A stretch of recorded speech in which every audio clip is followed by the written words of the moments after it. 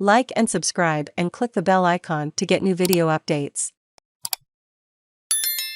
Very modest Johnson versus Trudeau on whose private jet is smaller. If you are a billionaire, it is standard to insist your private jet is the larger. For prime ministers, however, it is seemingly more politically expedient to argue the opposite.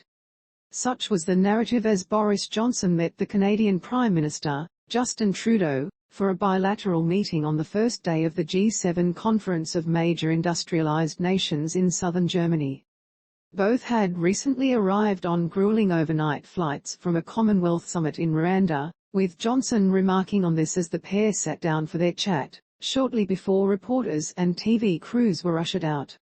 "I saw Canada Force One. It's a big plane," Johnson went on, a reference to Trudeau's official aircraft, more usually known as Can Force One.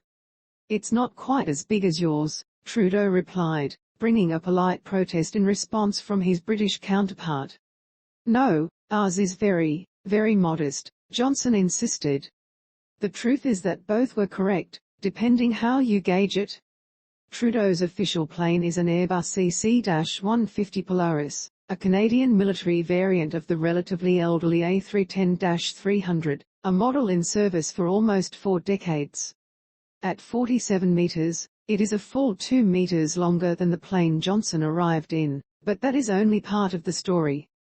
Johnson's official plane is a Voyager, an RAF plane used as a mid-air refuelling tanker as well as kitted out for VIP passenger use. Based on the long-haul Airbus A330, it is just short of 60 meters long. However, the plane is also used for the royal family, who have precedence, and Prince Charles was also at the Commonwealth summit, meaning the plane is still in Kigali. Johnson has access to a chartered jet, one similarly painted in Union flag colours. This is yet another Airbus, an A321, which is a mere 45 meters long.